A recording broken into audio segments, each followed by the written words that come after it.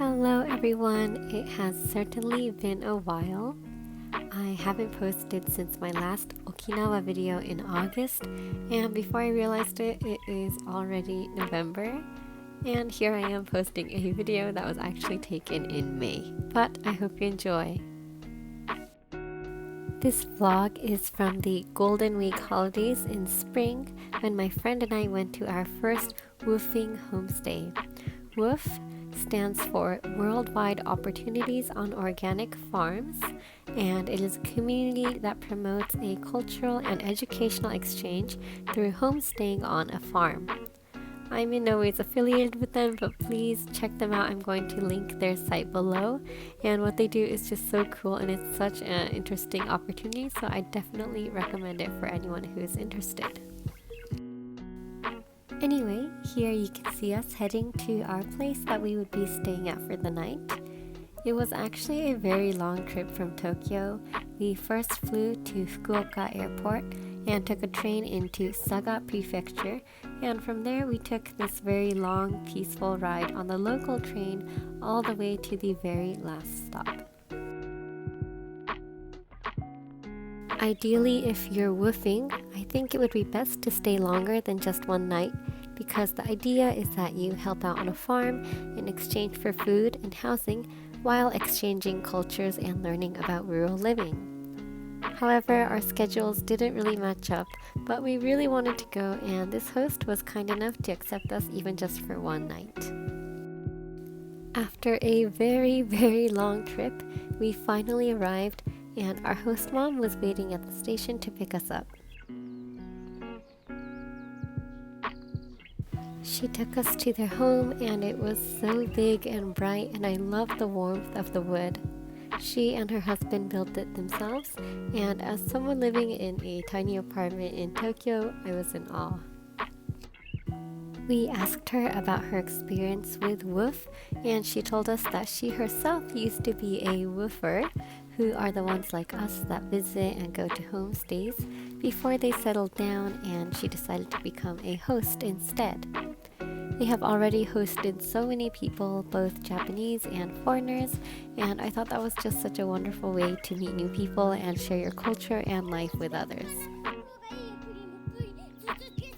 They had two adorable twin boys who were a bit shy at first, but quickly showed their energetic and friendly side to us, and before we knew it, we were chasing them around their huge farm behind their house.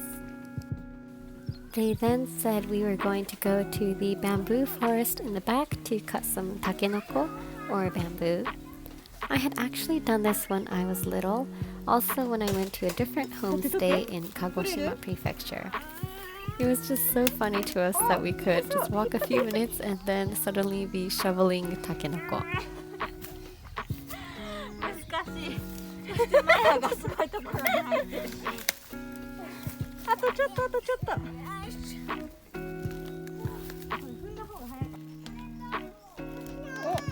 And here is me struggling to get my takenoko. I don't have space in my home for a garden, so I don't really get to hold a shovel often, but we actually found a lot and managed to dig up a lot of takenoko to use for dinner.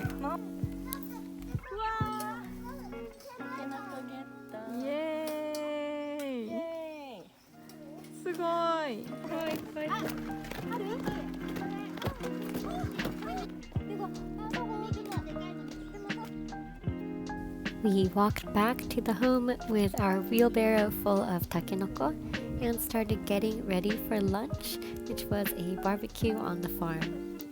Their family friends happened to be coming over that day, and there was actually already one more WWOOFer staying at their home in a different building, so we all got to sit around and eat together, and it was so fun and so delicious.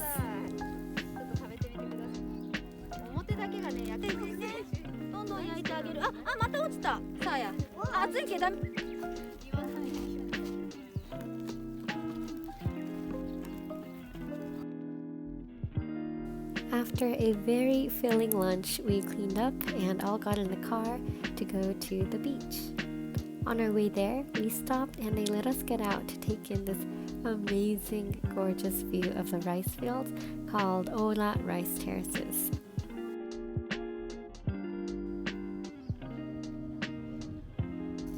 After that, we made it to the beach. It seemed like they come here every now and then, and we didn't think we would get to come to such a nice place, and so we were very grateful we got to tag along on their outing.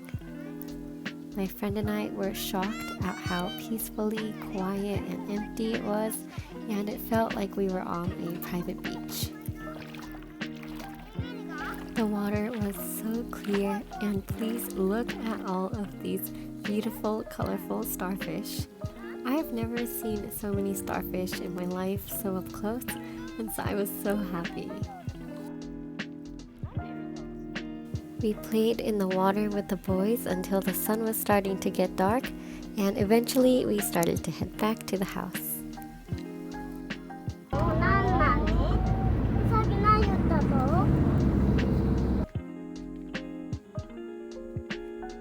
For dinner, they prepared the takenoko from earlier today along with some delicious fresh seafood and veggies.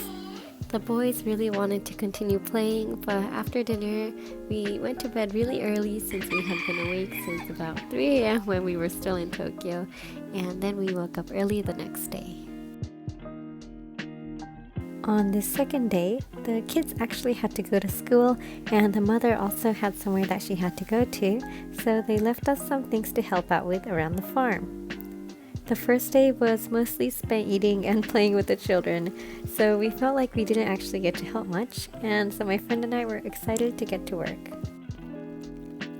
I never really grew up around a farm of any kind, and I live in the most populated city in the world, so I always love to get out in the rural areas and be closer to nature and animals whenever I can.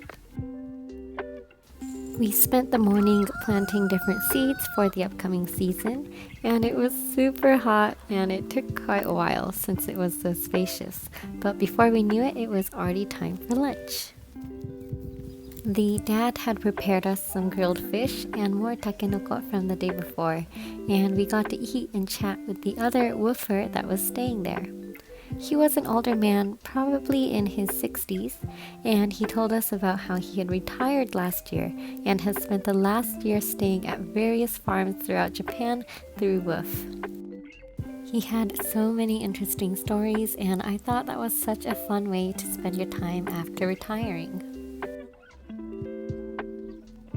The afternoon flew by as well. We did some more work on the farm and played with the sheep and the chickens. Before we knew it, it was already time for us to start getting ready to leave since we had a very long way to get to home. And here you can see my friend helping me to try and get this huge bug off of the strap of my bag. I'm usually not too bad with bugs, but this one really surprised me. But again, I thought this was a great way to show me some things that I normally wouldn't really encounter back home. Our host mother took us back to the station, and we thanked her for the very warm hospitality from her and her family despite our very short stay. I loved getting to see the beautiful scenery along this local train line again on our way back, and my friend and I talked about if we could see ourselves eventually moving to the countryside at some point in our lives. I always say how much I love Tokyo, and I'm a city girl, but I realized that about half of the videos I've uploaded on this channel are about how much I love the peaceful rural areas. I guess for me, it always feels like the grass is greener on the other side, but for now I think Tokyo is the best fit for me because I was born here and it's what I know. But I can always visit new areas like this through trips and homestays, and maybe one day in the future I'll change my mind.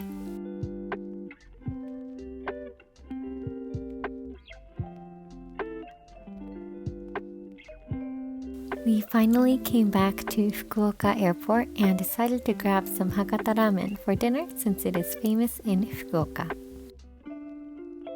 Hakata ramen is tonkotsu or pork bone broth ramen with very thin noodles, and since Fukuoka is also famous for mentaiko or spicy cod roe, we got that on some rice as well. We grabbed a last-minute strawberry pudding dessert before we boarded, and then we were finally on our way home. As always, thank you all so much for watching, and I hope you enjoyed this homestay vlog. I definitely want to go WWOOF again in the future, and hopefully stay a bit longer next time. Again, I will put the link for WWOOF in the description box below, so please check that out. And I know I keep saying this, but I definitely want to upload videos more frequently. And I finally upgraded my phone from an iPhone 8 to the newest one, and I cannot believe the camera quality difference. So I will be vlogging more soon, so please look forward to that.